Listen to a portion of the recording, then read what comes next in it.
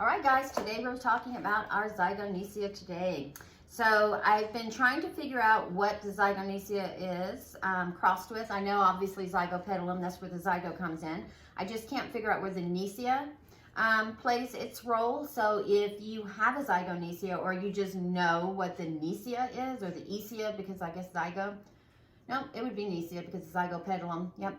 So if you know what the second part of that name refers to, what orchid or what plant, that'd be greatly appreciated. Put it in the comment down below. So I have this one in all moss and perlite. I used to have her in bark and then a little bit of moss, and she did okay, but she didn't do well. These actually come from South America, and if you know anything about South America, it's usually pretty humid. So these are humidity-loving plants. However, as I've stated before, humidity in my house doesn't usually get up past 40. I think the highest it'll ever get is 45. So what I've done, and you never want to let the roots dry out because they are epiphytic, but I've put her in all moss and then a bunch of sphagnum. But if you can see, she's got some new roots growing here, and then she's got these roots at the bottom, remove the leaf, roots at the bottom that are just wrapping around the pot. So she likes her new setup. I've had her in here since middle of December. Yeah, middle of December, around the 19th or 20th, I think, right before Christmas. And then I do have some bark chips on the top just because I don't want the moss to build up algae on the top. And then I have her in this pot with some rocks at the bottom to hold any excess water, plus to kind of create a humid environment around the root system. I never let this dry out.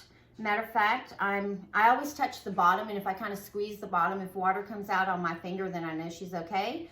But she is, like, I can tell it's still moist in there, but just from the color.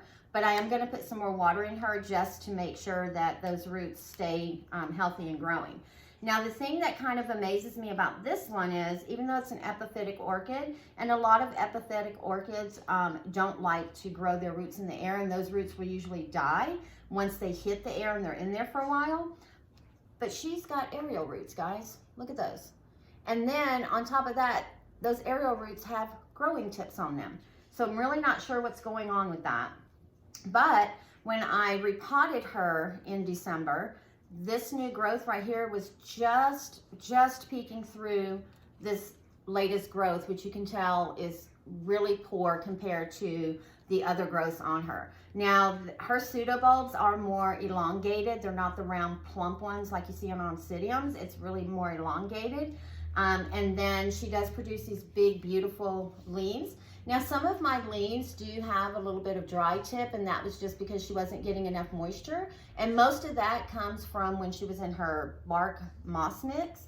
And then this leaf right here, I've cut off from one of the bulbs that I grew just because it was dying back and it just looked yucky.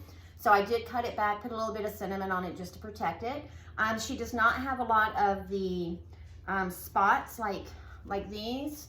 See those black spots? That's usually a sign of lack of moisture and humidity. Since I put it in here, none of the other leaves have developed that. So I feel like she really likes this setup. I have her in bright light. She sits about 3 feet away from my east-facing window.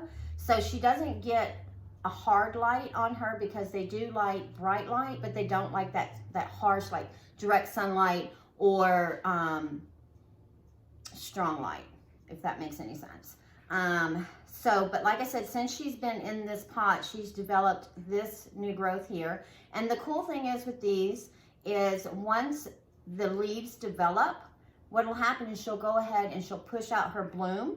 And the blooms can last anywhere from 2 weeks to a couple of months. It depends on the environment.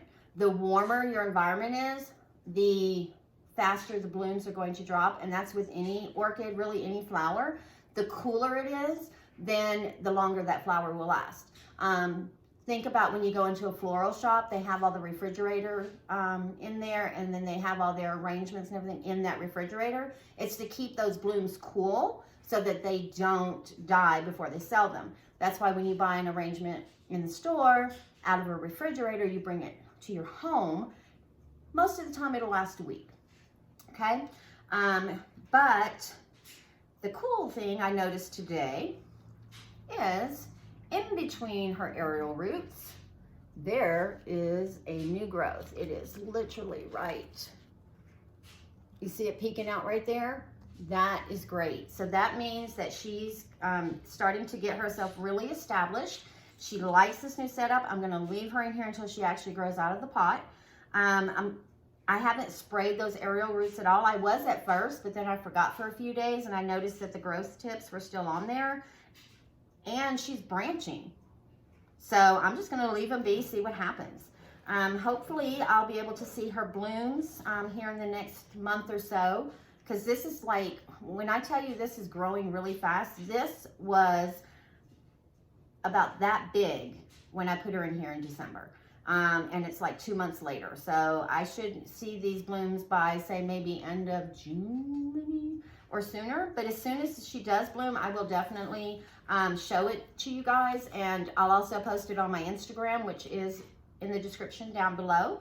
And if you like the video, go ahead and hit that like button.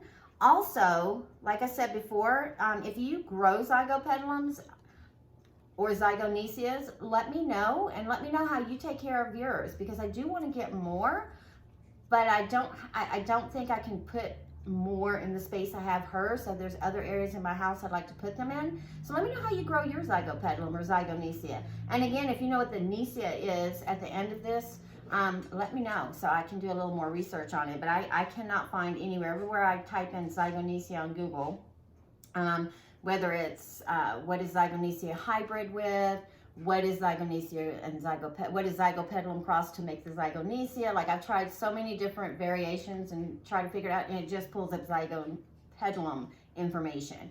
But I do know that, you know, Zygopedilums are an epiphyte, not an epiphyte, terrestrial orchid, which means they like to stay under the media, not above the media, as opposed to your epiphytes who don't mind air.